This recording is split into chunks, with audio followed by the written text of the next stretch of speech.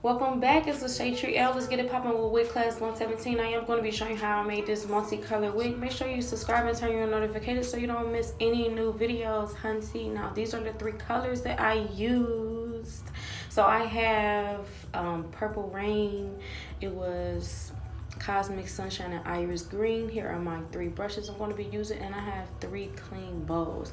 Now I like to keep my bleach bows. They're really great. They don't stain. I used it for bleach and I used it for coloring. I used them for a number of different things. So all I'm going to do is I'm going to go ahead and I'm going to open up these bottles and pour each one into its own bowl. So let's take this puppo, empty as much as I can into the bowl. Now all that I can get out of the bowl, I'm going to take 2 ounces of warm water. I'm sorry, 2 ounces of cold water. And I'm going to put the top back on, mix it up, shake it, take the rest of the contents and pour it into the bowl. Now it's okay to mix any of your colors up with water. It does stretch them a tad bit. You don't want to put in too much water, but just enough to stretch it a little bit. And I don't like how thick they are, so I wanted them to be a lot more creamier. And to add a little bit of more thick consistency back into there from what any of the water may have put out of it, I put in some Marula Magic. I believe that's what it's called. Salon Selective. I got it from Dollar Tree, whatever, whatnot. It's Color Protect. Those were my 3 colors after I emptied them all into a bowl. But it's Color Protect. Color Protect will help keep the colors from running down or anything once you start painting them onto the hair.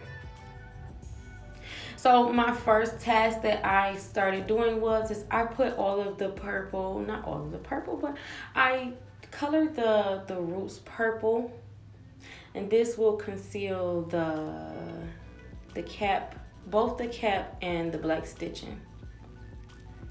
But also my client wanted the roots to be purple as well. So I'm going to go ahead and put it on purple. I'm making sure that I get both sides, mainly because I doubled the track, so it's going to be a little bit harder for that to seep through. And although I put water into this, the color is still not watery. It's still very thick because I only put in 2 ounces of water. So it's not like it's going to seep through the hair or anything. So you want to make sure that you cover every strand, which is what I'm doing. I'm making sure I'm covering every blonde strand at the roots. We want that to be as purple as possible.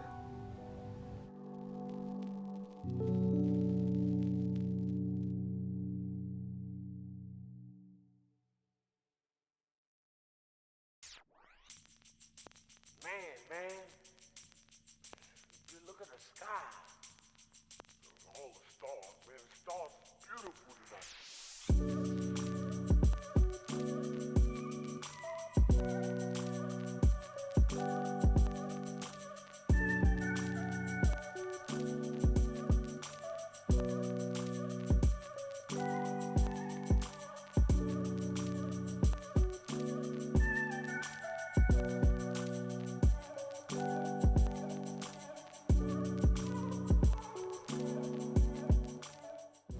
Okay, so my next task, what I'm going to do is, because I don't want it to be, I don't want this purple to just, just sit here. I wanted it almost cascading down into the other colors that I'm going to put on here, into the green and the yellow.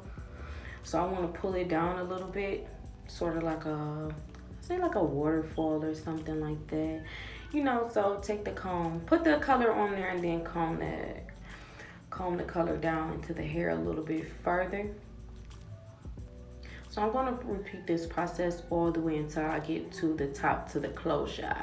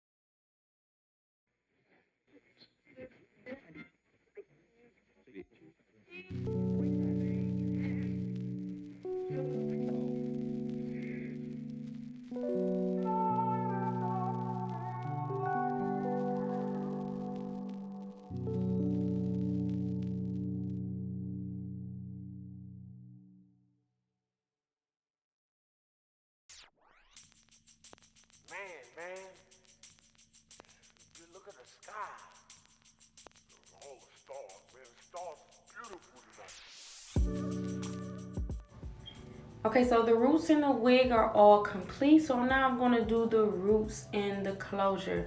Now, as you see, I'm not using the color brush. What I am using, I'm using the fine tooth comb. So what I'm doing is I am combing this color into the hair. I'm taking really, really small parts of the hair, and I'm taking the color and I'm putting it about a quarter of an inch above the knots, and then I'm working the color down to the knots.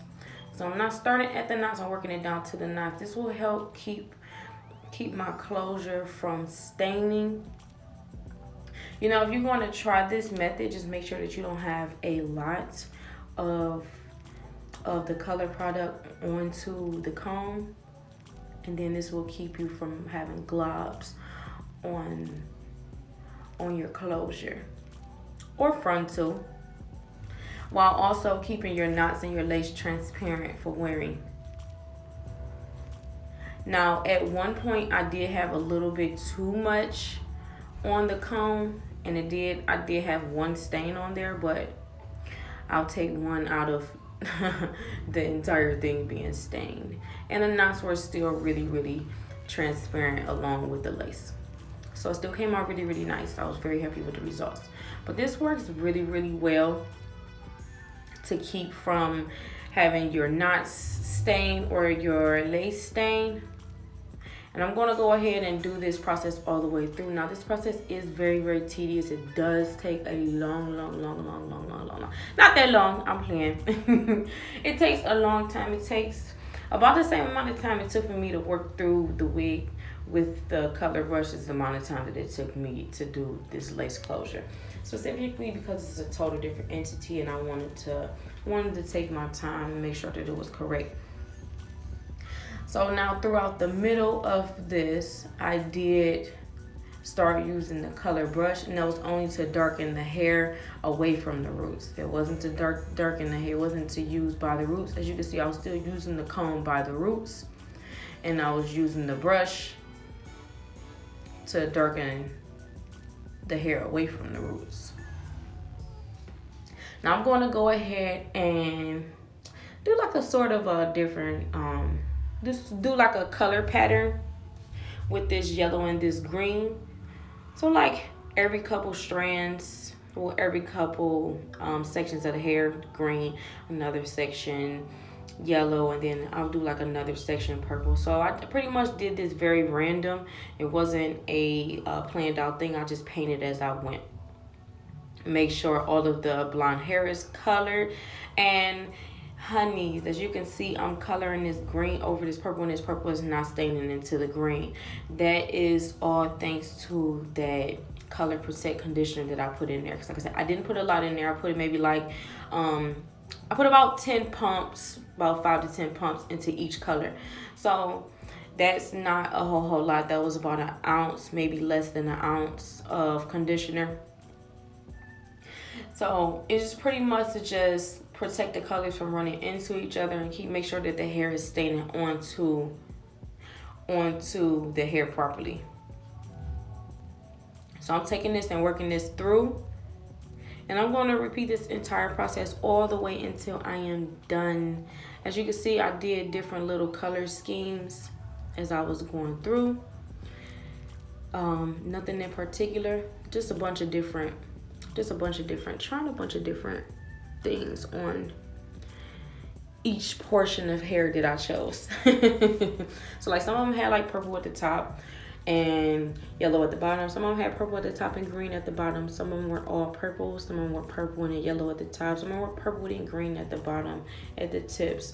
Bunch of different things. Like I said, it was very random. It wasn't something, it wasn't anything unison or anything. So if you want to try this, yeah, just try the little random thing, you know? Came out very, very good for me.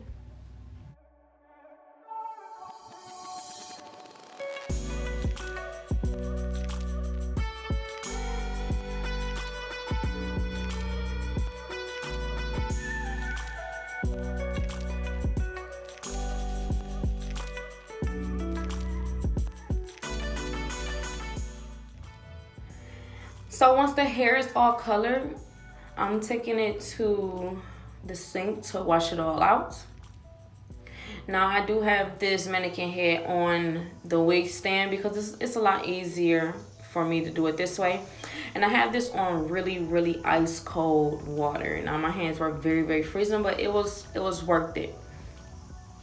The main reason why I have it on ice cold water is so that if you have it on anything other than that, their colors are going to run together, and all efforts to keep them from not running together will be you gonna mess it up, honey. Okay, you just don't do it. All right, so I'm taking small portions of each hair and washing out the color while also trying not to rub the colors together. You want to keep the colors separate as possible.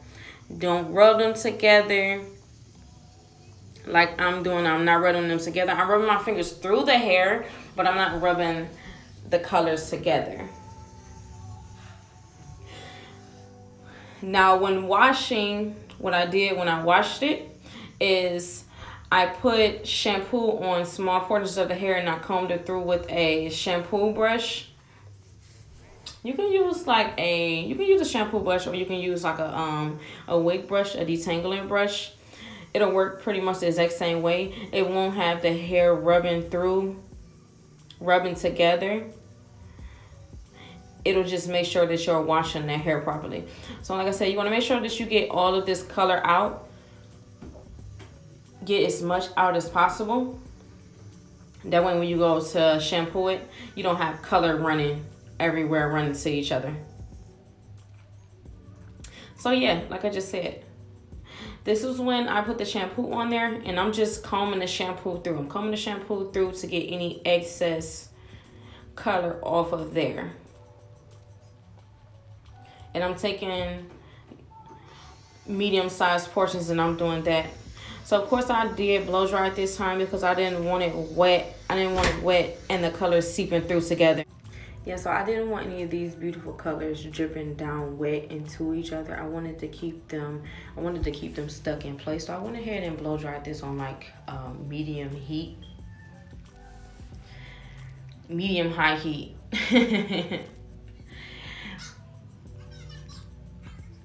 So as requested, my client wanted this hair to be straight. So I'm just taking my titanium flat irons and then just running them through there to make sure that all the hair was nice and neat. And I'm not taking small sections. I'm taking about medium parting sections because this hair is already straight. The hair was straight when I made the wig.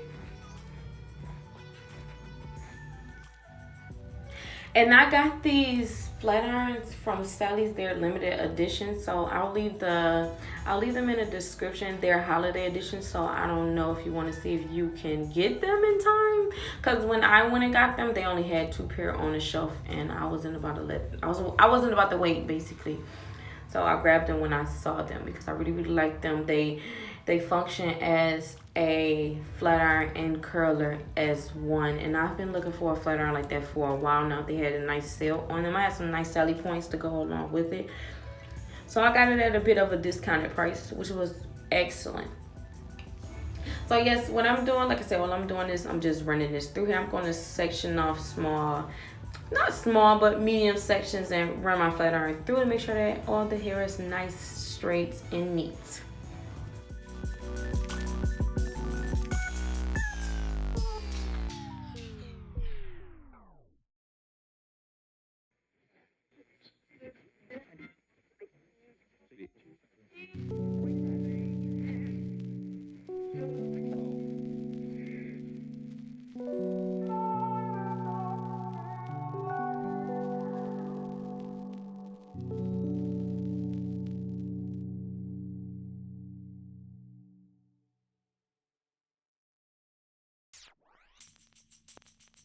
Man.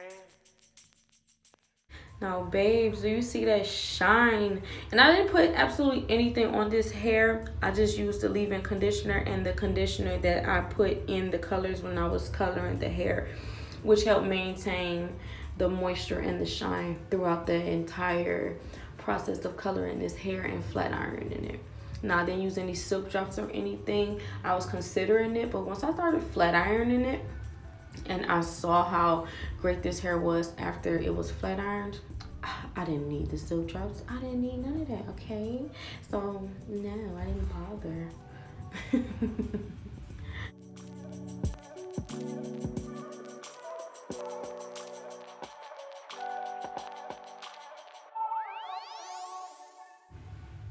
So now that all the hair is straight, my next test I'm doing is I'm going to take my tweezers. Yes, my tweezers do have an LED light on them. I am taking the tweezers and I'm tweezing this hairline to a natural formation. And I'm going to go ahead and mold down the edges as well as the closure to make sure that the closure is nice and flat onto the tracks, nice and neat and everything.